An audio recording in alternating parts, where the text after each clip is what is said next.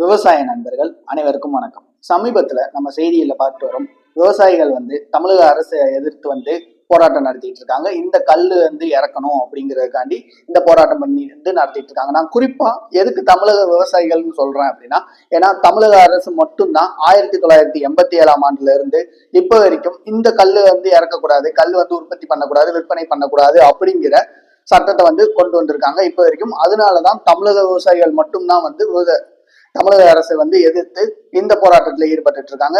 அப்படி எதுக்கு இந்த தமிழக அரசு கல்லுகளை இறக்கக்கூடாது, கல்லுகளை விற்பனை பண்ணக்கூடாது அப்படிங்கிறத சொல்றாங்க அப்படிங்கறதான் இந்த வீடியோல பார்க்க போறோம்.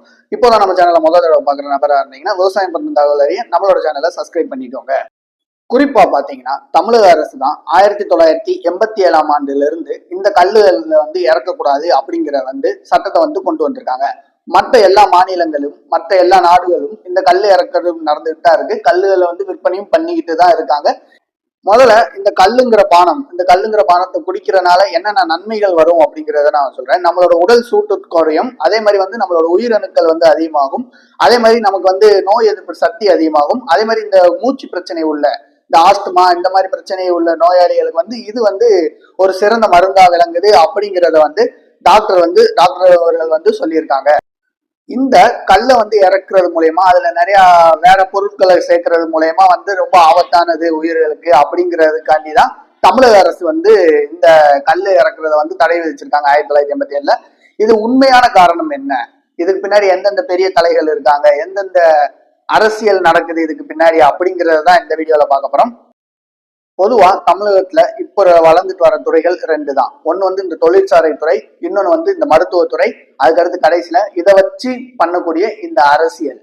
இதனாலதான் இந்த கல் இறக்குறதுக்கு அனுமதி தமிழக அரசு மறுக்கிறாங்க அப்படிங்கிறத ஒரு ஆதாரபூர்வமா நம்ம யோசிச்சா கண்டிப்பா இதுக்கான தீர்வு நம்ம கண்டுபிடிக்க முடியும். உதாரணத்துக்கு நான் சொல்றேன், இப்போ கல் இறக்க அனுமதி அளிச்சாங்கன்னா, தமிழக அரசு கல் இறக்கலாம் அப்படிங்கிற அனுமதி அளிச்சாங்கன்னா தமிழகத்துல பனை மரங்களோட எண்ணிக்கை அதிகமாகும். பனை மரங்களோட எண்ணிக்கை அதிகமாச்சுன்னா கருப்பட்டி உற்பத்தி அதிகமாகும். இப்படி கருப்பட்டி உற்பத்தி அதிகமாச்சுன்னா சுகருக்கு, அதாவது சர்க்கரைக்கான தேவை குறையும். சர்க்கரைக்கான தேவை குறைஞ்சதுன்னா மக்கள் யாருமே சர்க்கரை நோய் வராது. சர்க்கரை நோயாளிகளும் தமிழகத்துல குறைவாங்க. சர்க்கரை நோய் குறைஞ்சா மருத்துவமனைக்கு யாருமே சர்க்கரை நோயின்ட்டு போக மாட்டாங்க. அப்படி மருத்துவமனைக்கு யாரும் வராதப்ப இந்த கார்பரேட்ஸ், அதாவது ஹாஸ்பிட்டல்ஸ், பிரைவேட் ஹாஸ்பிட்டல்ஸ் உற்பத்தி பண்ற மருந்துகளை மக்களுக்கு விற்க முடியாம போயிடும். அப்படி மக்கள் எதுவுமே இந்த மாதிரி சர்க்கரை நோய்கள் எந்த நோய்களும் இல்லாம இருந்தாங்கன்னா சந்தோஷமா இருப்பாங்க, குறிப்பா சந்தோஷமா இருப்பாங்க. அப்படி சந்தோஷமா இருக்கிறப்ப பாத்தீங்கன்னா இந்த மது, அதாவது சிகரெட்டு, தம்மு, சரக்கு இது எதையுமே தொட மாட்டாங்க. அப்படி இது எதையுமே தொடாம இருந்தாங்கன்னா தமிழகத்தோட முதுகெலும்பான இந்த டாஸ்மாக் குறையும்.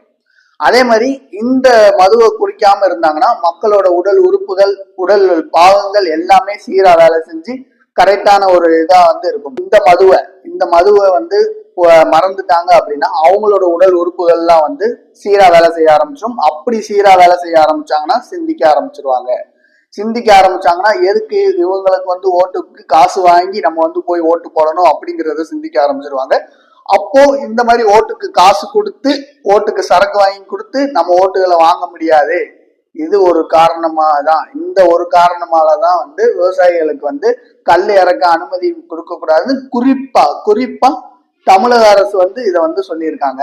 இது எவ்வளவு பெரிய ஒரு பிரச்சனையா பார்க்க வேண்டிய ஒரு விஷயம்.